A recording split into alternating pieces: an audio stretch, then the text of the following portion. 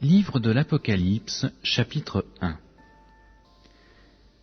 Révélation de Jésus-Christ, que Dieu lui a donnée pour montrer à ses serviteurs les choses qui doivent arriver bientôt, et qu'il a fait connaître par l'envoi de son ange à son serviteur Jean, lequel a attesté la parole de Dieu et le témoignage de Jésus-Christ, tout ce qu'il a vu.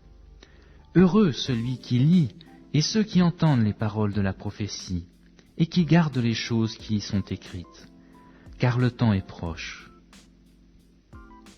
Jean, aux 7 églises qui sont en Asie. Que la grâce et la paix vous soient données de la part de celui qui est, qui était et qui vient, et de la part des 7 esprits qui sont devant son trône, et de la part de Jésus-Christ, le témoin fidèle, le premier-né des morts et le prince des rois de la terre.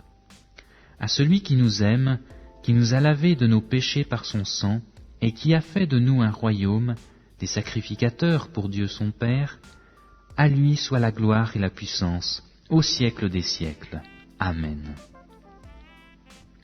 Voici, il vient avec les nuées, et tout œil le verra, et ceux qui l'ont percé, et toutes les tribus de la terre se lamenteront à cause de lui. Oui, Amen. Je suis l'alpha et l'oméga, le commencement et la fin, dit le Seigneur Dieu, celui qui est, qui était et qui vient, le Tout-Puissant. Moi, Jean, votre frère, et qui ai part avec vous à la tribulation et au royaume et à la persévérance en Jésus-Christ, j'étais dans l'île appelée Patmos, à cause de la parole de Dieu et du témoignage de Jésus. Je fus ravi en esprit au jour du Seigneur, et j'entendis derrière moi une voix forte, comme le son d'une trompette, qui disait « Je suis l'alpha et l'oméga, le premier et le dernier. Ce que tu vois, écris-le dans un livre, et envoie-le aux 7 églises, à Éphèse, à Smyrne, à Pergame, à Thyatire, à Sardes, à Philadelphie et à Laodicée. » Je me retournai pour connaître quelle était la voix qui me parlait. Et après m'être retourné, je vis 7 chandeliers d'or, et au milieu des 7 chandeliers, quelqu'un qui ressemblait au Fils de l'homme, vêtu d'une longue robe, et ayant une ceinture d'or sur la poitrine. Sa tête et ses cheveux étaient blancs comme de la laine blanche, comme de la neige. Ses yeux étaient comme une flamme de feu. Ses pieds étaient semblables à de l'airain ardent, comme s'il eût été embrasé dans une fournaise. Et sa voix était comme le bruit des grandes eaux. Il avait dans sa main droite 7 étoiles. De sa bouche sortait une épée aiguë à 2 tranchants, et son visage était comme le soleil lorsqu'il brille dans sa force. Quand je le vis, je tombai à ses pieds comme mort.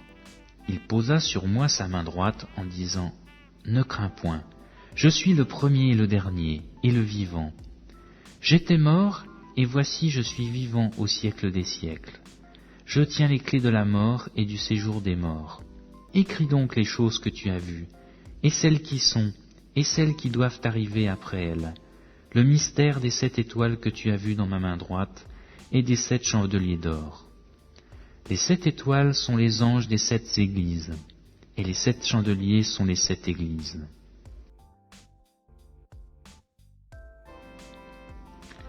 Quand je le vis, je tombai à ses pieds comme mort. Il posa sur moi sa main droite en disant « Ne crains point, je suis le premier et le dernier, et le vivant. J'étais mort, et voici je suis vivant au siècle des siècles. Je tiens les clés de la mort et du séjour des morts. »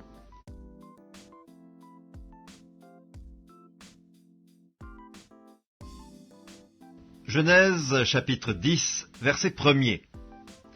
Voici la postérité des fils de Noé, Sem, Cam et Japheth. Il leur naquit des fils après le déluge. Les fils de Japheth furent Gomer, Magog, Madaï, Javan, Tubal, Méchec et Tiras. Les fils de Gomer, Ashkenaz, Riphat et Togarma. Les fils de Javan, Elisha, Tarsis, Kittim et Dodadim. C'est par eux qu'ont été peuplées les îles des nations, selon leurs terres, selon la langue de chacun, selon leur famille et selon leur nation. Les fils de Cam furent Cush, Mitsraïm, Put et Canaan. Les fils de Cush, Saba, Avila, Sabta, Raïma et Sabteka.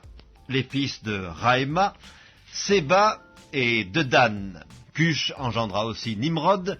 C'est lui qui commença à être puissant sur la terre. Il fut un vaillant chasseur devant l'Éternel. C'est pourquoi l'on dit, comme Nimrod, vaillant chasseur devant l'Éternel. Il régna d'abord sur Babel, Érec, Akkad et Calné, au pays de Shinéar. De ce pays-là sortit Assur, il bâtit Ninive, Rehoboth-Ir, Calak et Résen, entre Ninive et Calak, c'est la grande ville. Mitsraïm engendra les Ludim, les Ananim, les Lébaïm, les Naphtuim, les Patrusim, les Calushim, d'où sont sortis les Philistins, et les Caphtorim. Canaan engendra Sidon, son premier-né, et Heth, et les Jébusiens, les Amoriens, les Girgasiens, les Éviens, les Arkiens, les Siniens, les Arvadiens, les Tsémariens, les Amathiens. Ensuite, les familles des Cananéens se dispersèrent. Les limites des Cananéens allèrent depuis Sidon, du côté de Guérar, jusqu'à Gaza, et du côté de Sodome, de Gomorre, d'Amda et de Tseboïm, jusqu'à Lesha. Ce sont là les fils de Cam, selon leur famille, selon leur langue, selon leur pays et selon leur nation. Il naquit aussi des fils à Sem, père de tous les fils d'Héber et frère de Japhet l'aîné. Les fils de Sem furent Élam, Assur, Apachad, Lud et Aram. Les fils d'Aram, Utz, Hul, Géter et Mash. Arpachad engendra Shélak, et Shélak engendra Héber. Il naquit à Héber 2 fils. Le nom de l'un était Péleg, parce que de son temps la terre fut partagée, et le nom de son frère était Joktan. Joktan engendra Almodad, Shélef, Atsarmavet, Zérak, Adoram, Uzal, Dikla, Obal, Abimaël, Séba, Ophir, Avila et Jobab. Tous ceux-là furent fils de Joktan. Ils habitèrent depuis Mesha, du côté de Séphar, jusqu'à la montagne de l'Orient. Ce sont là les fils de Sem, selon leur famille, selon leur langue, selon leur pays et selon leur nation. Telles sont les familles des fils de Noé, selon leur génération et selon leur nation. Et c'est d'eux que sont sorties les nations qui se sont répandues sur la terre après le déluge.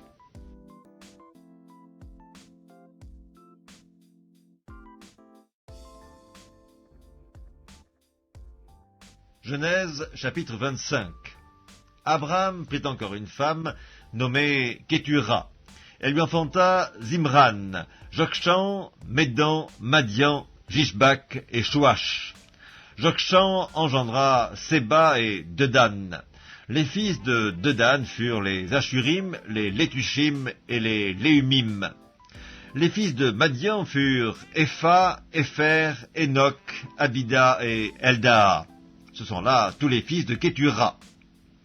Abraham donna tous ses biens à Isaac. Il fit des dons aux fils de ses concubines, et tandis qu'il vivait encore, il les envoya loin de son fils Isaac, du côté de l'Orient, dans le pays d'Orient. Voici les jours des années de la vie d'Abraham. Il vécut 175 ans. Abraham expira et mourut après une vieillesse heureuse, âgé et rassasié de jours, et il fut recueilli auprès de son peuple. Isaac et Ismaël, ses fils, l'enterrèrent dans la caverne de Macpéla, dans le champ d'Ephron, fils de Tsoar, le Hétien, vis-à-vis de Mamré. C'est le champ qu'Abraham avait acquis des fils de Heth. Là furent enterrés Abraham et Sarah, sa femme. Après la mort d'Abraham, Dieu bénit Isaac, son fils. Il habitait près du puits de Lacaï Roy. Voici la postérité d'Ismaël, fils d'Abraham, qu'Agar, l'Égyptienne, servante de Sarah, avait enfanté à Abraham. Voici les noms des fils d'Ismaël par leurs noms, selon leur génération. Nébajot, premier-né d'Ismaël, Kédar, Adbéel, Mipsam, Mishma, Duma, Massa, Hadad, Théma, Jétur, Naphish et Kedma. Ce sont là les fils d'Ismaël. Ce sont là leurs noms, selon leurs parcs et leurs enclos. Ils furent les 12 chefs de leur peuple. Et voici les années de la vie d'Ismaël, 137 ans. Il expira et mourut, et il fut recueilli auprès de son peuple. Ses fils habitèrent depuis Havila jusqu'à Chour, qui est en face de l'Égypte, en allant vers la Syrie. Il s'établit en présence de tous ses frères. Voici la postérité d'Isaac, fils d'Abraham. Abraham engendra Isaac. Isaac était âgé de 40 ans quand il prit pour femme Rebecca, fille de Bethuel, l'araméen de Padan-aram, et sœur de Laban, l'araméen. Isaac implora l'Éternel pour sa femme, car elle était stérile, et l'Éternel l'exauça. Rebecca, sa femme, devint enceinte. Les enfants se heurtaient dans son sein, et elle dit, « S'il en est ainsi, pourquoi suis-je enceinte ?» Elle alla consulter l'Éternel, et l'Éternel lui dit, « 2 nations sont dans ton ventre, et 2 peuples se sépareront au sortir de tes entrailles. Un de ces peuples sera plus fort que l'autre, et le plus grand sera assujetti au plus petit. » Les jours où elle devait accoucher s'accomplirent, et voici, il y avait 2 jumeaux dans son ventre. Le premier sortit entièrement roux, comme un manteau de poil, et on lui donna le nom d'Ésaü. Ensuite sortit son frère, dont la main tenait le talon d'Ésaü, et on lui donna le nom de Jacob. Isaac était âgé de 60 ans lorsqu'ils naquirent. Ses enfants grandirent. Ésaü devint un habile chasseur, un homme des champs, mais Jacob fut un homme tranquille qui restait sous les tentes. Isaac aimait Ésaü parce qu'il mangeait du gibier, et Rebecca aimait Jacob. Comme Jacob faisait cuire un potage, Ésaü revint des champs accablé de fatigue. Et Ésaü dit à Jacob, « Laisse-moi, je te prie, manger de ce roux-là, car je suis fatigué. » C'est pour cela qu'on a donné à Ésaü le nom d'Édom. Jacob dit, « Vends-moi aujourd'hui ton droit d'aînesse. » Ésaü répondit, « Voici, je m'en vais mourir, à quoi me sert ce droit d'aînesse ?» Et Jacob dit, « Jure-le-moi d'abord. » Il le lui jura, et il vendit son droit d'aînesse à Jacob. Alors Jacob donna à Ésaü du pain et du potage de lentilles. Il mangea et but, puis se leva et s'en alla. C'est ainsi qu'Ésaü méprisa le droit d'aînesse.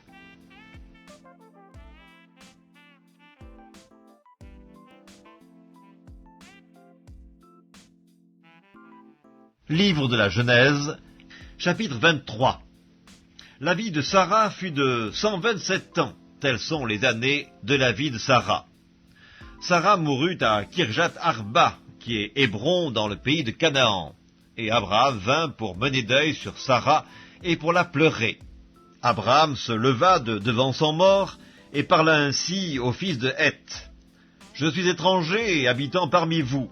Donnez-moi la possession d'un sépulcre chez vous pour enterrer mon mort et l'ôter de devant moi. » Les fils de Heth répondirent à Abraham en lui disant, « Écoute-nous, mon Seigneur, tu es un prince de Dieu au milieu de nous. Enterre ton mort dans celui de nos sépulcres que tu choisiras.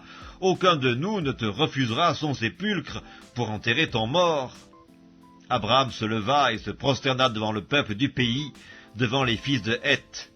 Et il leur parla ainsi, « Si vous permettez que j'enterre mon mort et que je l'ôte de devant mes yeux, écoutez-moi et priez pour moi Éphron, fils de Tsochar, de me céder la caverne de Macpéla qui lui appartient, à l'extrémité de son champ, de me la céder contre sa valeur en argent afin qu'elle me serve de possession sépulcrale au milieu de vous. » Éphron était assis parmi les fils de Heth.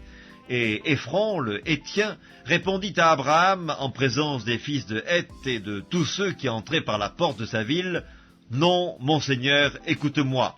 Je te donne le champ et je te donne la caverne qui s'y trouve. Je te les donne aux yeux des fils de mon peuple. Enterre ton mort. » Abraham se prosterna devant le peuple du pays, et il parla ainsi à Éphron en présence du peuple du pays. « Écoute-moi, je te prie, je donne le prix du champ. Accepte-le de moi, et j'y enterrerai mon mort. » Et Éphron répondit à Abraham en lui disant, « Mon Seigneur, écoute-moi. Une terre de 400 cycles d'argent, qu'est-ce que cela entre moi et toi? Enterre ton mort. » Abraham comprit Éphron. Et Abraham pesa à Éphron l'argent qu'il avait dit en présence des fils de Heth, 400 cycles d'argent ayant cours chez le marchand. le champ d'Éphron à Macpéla vis-à-vis de Mamré, le champ et la caverne qui s'y trouvent, et tous les arbres qui sont dans le champ et dans toutes ses limites alentour, devinrent ainsi la propriété d'Abraham, aux yeux des fils de Heth et de tous ceux qui entraient par la porte de sa ville. Après cela, Abraham enterra Sarah, sa femme, dans la caverne du champ de Macpéla vis-à-vis de Mamré, qui est Hébron, dans le pays de Canaan. Le champ et la caverne qui s'y trouvent demeurèrent à Abraham comme possession sépulcrale acquise des fils de Heth.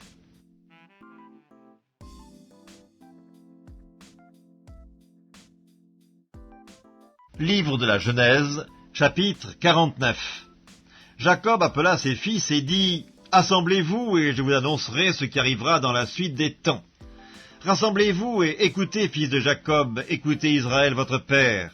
Ruben, toi, mon premier-né, ma force et les prémices de ma vigueur, supérieur en dignité et supérieur en puissance, impétueux comme les eaux, tu n'auras pas la prééminence. Car tu es monté sur la couche de ton père, tu as souillé ma couche en y montant. Siméon et Lévi sont frères, leurs glaives sont des instruments de violence. Que mon âme n'entre point dans leur conciliabule, que mon esprit ne s'unisse point à leur assemblée, car dans leur colère ils ont tué des hommes, et dans leur méchanceté ils ont coupé les jarrets des taureaux. Maudite soit leur colère, car elle est violente, et leur fureur, car elle est cruelle. Je les séparerai dans Jacob, et je les disperserai dans Israël. Judas, tu recevras les hommages de tes frères, ta main sera sur la nuque de tes ennemis, les fils de ton père se prosterneront devant toi. Judas est un jeune lion, tu reviens du carnage, mon fils. Il ploie les genoux, il se couche comme un lion, comme une lionne, qui le fera lever? Le sceptre ne s'éloignera point de Judas, ni le bâton souverain d'entre ses pieds, jusqu'à ce que vienne le Shilo et que les peuples lui obéissent. Il attache à la vigne son âne, et au meilleur cep le petit de son ânesse. Il lave dans le vin son vêtement, et dans le sang des raisins son manteau. Il a les yeux rouges de vin, et les dents blanches de lait. Zabulon habitera sur la côte des mers, il sera sur la côte des navires, et sa limite s'étendra du côté de Sidon. Issachar est un âne robuste qui se couche dans les étables. Il voit que le lieu où il repose est agréable, et que la contrée est magnifique. Et il courbe son épaule sous le fardeau, il s'assujettit à un tribut. Dan jugera son peuple comme l'une des tribus d'Israël. Dan sera un serpent sur le chemin, une vipère sur le sentier, mordant les talons du cheval pour que le cavalier tombe à la renverse. J'espère en ton secours, ô Éternel. Gad sera assailli par des bandes armées, mais il les assaillira et les poursuivra. Azer produit une nourriture excellente, il fournira les mets délicats des rois. Nephtali est une biche en liberté, il profère de belles paroles. Joseph est le rejeton d'un arbre fertile, le rejeton d'un arbre fertile près d'une source. Les branches s'élèvent au-dessus de la muraille, ils l'ont provoqué, ils ont lancé des traits, les archers l'ont poursuivi de leur haine, mais son arc est demeuré ferme et ses mains ont été fortifiées par les mains du puissant Jacob. Il est ainsi devenu le berger, le rocher d'Israël. C'est l'œuvre du Dieu de ton père qui t'aidera, c'est l'œuvre du Dieu tout-puissant qui te bénira. Des bénédictions des cieux en haut, des bénédictions des eaux en bas, des bénédictions des mamelles et du sein maternel. Les bénédictions de ton père s'élèvent au-dessus des bénédictions de mes pères, jusqu'à la cime des collines éternelles. Qu'elles soient sur la tête de Joseph, sur le sommet de la tête du prince de ses frères.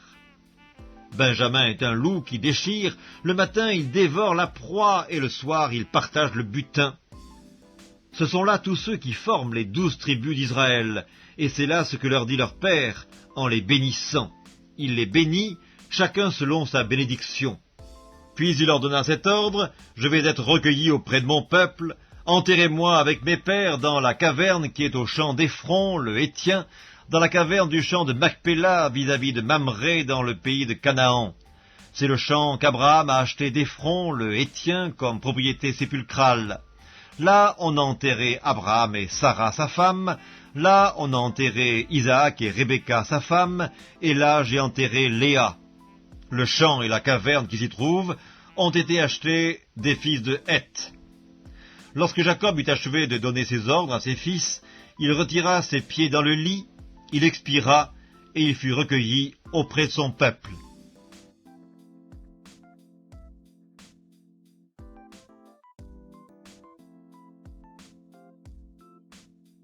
Joël, chapitre 3. Car voici, en ces jours, en ce temps-là, quand je ramènerai les captifs de Juda et de Jérusalem, je rassemblerai toutes les nations, je les ferai descendre dans la vallée de Josaphat. Là j'entrerai en jugement avec elles, au sujet de mon peuple, d'Israël, mon héritage, qu'elles ont dispersé parmi les nations, et au sujet de mon pays qu'elles se sont partagées. Ils ont tiré mon peuple au sort, ils ont donné le jeune garçon pour une prostituée, ils ont vendu la jeune fille pour du vin, et ils ont bu. Que me voulez-vous, Tyr et Sidon, et vous tous, district des Philistins, voulez-vous tirer vengeance de moi? Si vous voulez vous venger, je ferai bien vite retomber votre vengeance sur vos têtes. Vous avez pris mon argent et mon or, et ce que j'avais de plus précieux et de plus beau, vous l'avez emporté dans vos temples. Vous avez vendu les enfants de Juda et de Jérusalem aux enfants de Javan, afin de les éloigner de leur territoire. Voici, je les ferai revenir du lieu où vous les avez vendus, et je ferai retomber votre vengeance sur vos têtes. Je vendrai vos fils et vos filles aux enfants de Juda, et ils les vendront aux Sabéens, nation lointaine, car l'Éternel a parlé. Publiez ces choses parmi les nations, préparez la guerre, réveillez les héros, qu'ils s'approchent, qu'ils montent, tous les hommes de guerre, de vos oyaux, forgez des épées, et de vos serpes des lances. Que le faible dise, je suis fort. Hâtez-vous et venez, vous toutes, nations d'alentour, et rassemblez-vous. Là, ô Éternel, fais descendre tes héros, que les nations se réveillent et qu'elles montent vers la vallée de Josaphat. Car là je siégerai pour juger toutes les nations d'alentour. Saisissez la faucille, car la moisson est mûre. Venez, foulez, car le pressoir est plein, les cuves regorgent, car grande est leur méchanceté. C'est une multitude dans la vallée du jugement, car le jour de l'Éternel est proche dans la vallée du jugement. Le soleil et la lune s'obscurcissent, et les étoiles retirent leur éclat. De Sion l'Éternel rugit, de Jérusalem il fait entendre sa voix. Les cieux et la terre sont ébranlés, mais l'Éternel est un refuge pour son peuple, un abri pour les enfants d'Israël. Et vous saurez que je suis l'Éternel, votre Dieu, résidant à Sion, ma sainte montagne. Jérusalem sera sainte, et les étrangers n'y passeront plus. En ce temps-là, le mou ruissellera des montagnes, le lait coulera des collines, et il y aura de l'eau dans tous les torrents de Juda. Une source sortira aussi de la maison de l'Éternel, et arrosera la vallée de Sittim. L'Égypte sera dévastée, Édom sera réduit en désert à cause des violences contre les enfants de Juda, dont ils ont répandu le sang innocent dans leur pays. Mais Juda sera toujours habité et Jérusalem de génération en génération. Je vengerai leur sang que je n'ai point encore vengé, et l'Éternel résidera dans Sion. Ton nom, les petits et les grands, et de détruire ceux qui détruisent la terre. Et le temple de Dieu dans le ciel fut ouvert, et l'arche de son alliance apparut dans son temple. Et il y eut des éclairs, des voix, des tonnerres, un tremblement de terre et une forte grêle.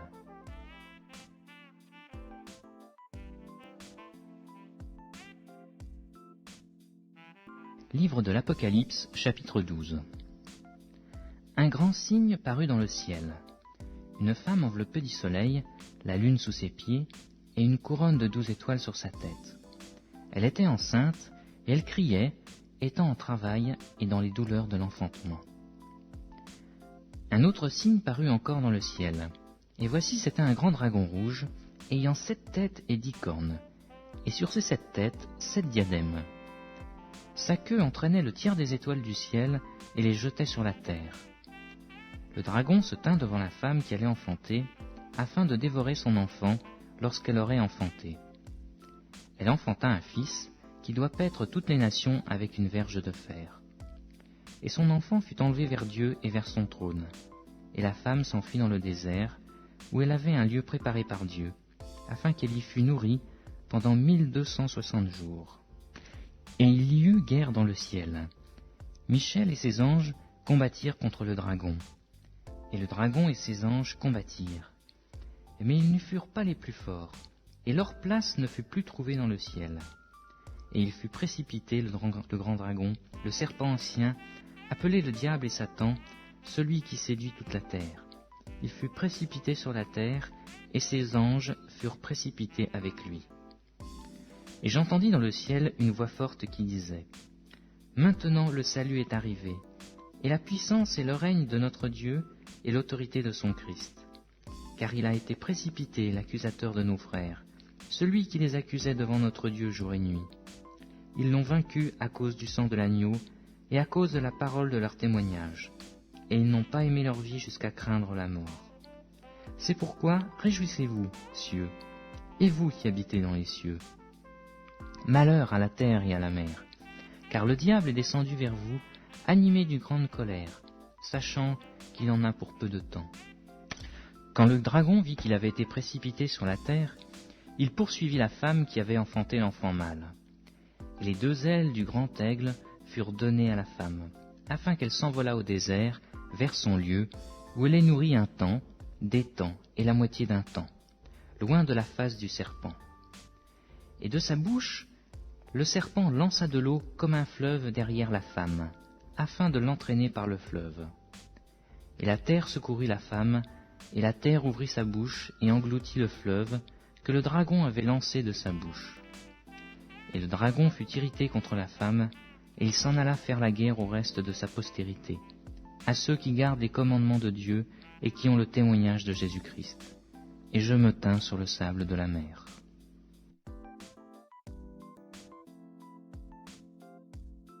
Livre de l'Apocalypse, chapitre 13. Puis je vis de monter de la mer une bête qui avait 10 cornes et 7 têtes, et sur ces cornes 10 diadèmes, et sur ses têtes des noms de blasphème. La bête que je vis était semblable à un léopard.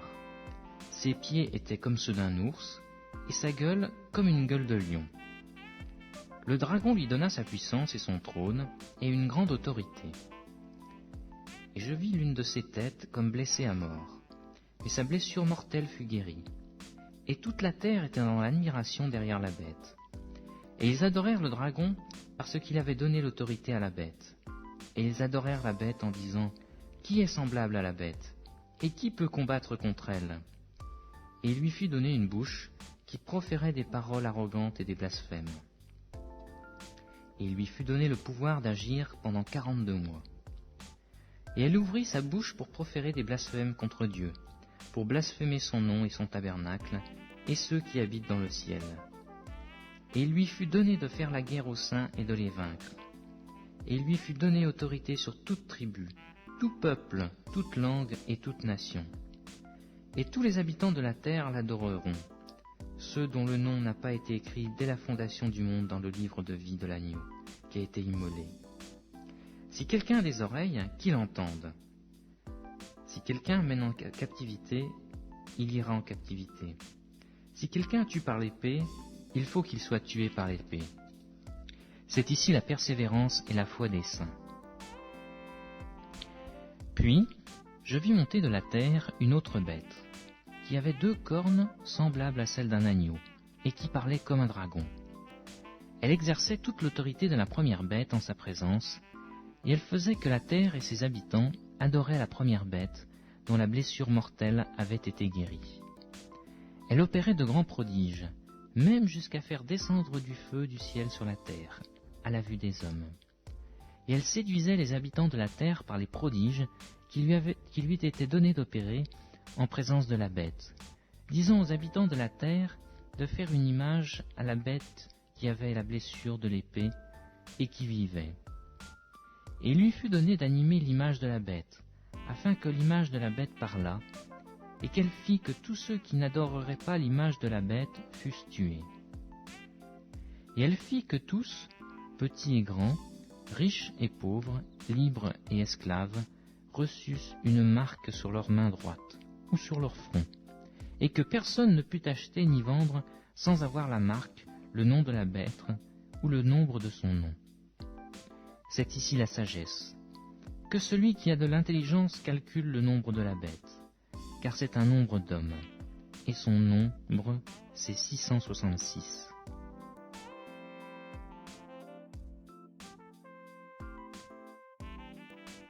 Livre de l'Apocalypse, chapitre 14. Je regardais, et voici l'agneau se tenait sur la montagne de Sion, et avec lui 144 000 personnes, qui avaient son nom et le nom de son Père écrit sur leur front.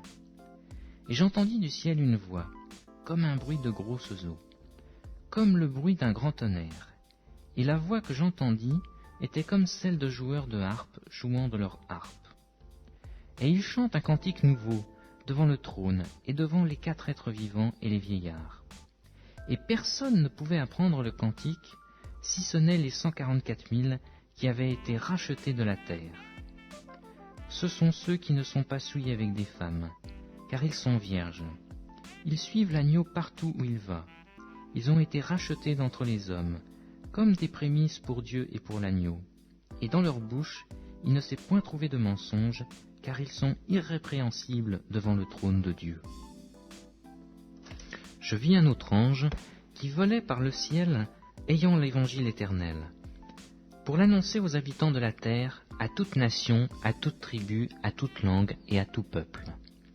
Il disait d'une voix forte, « Craignez Dieu et donnez-lui gloire, car l'heure de son jugement est venue, et adorez celui qui a fait le ciel et la terre, et la mer et les sources d'eau.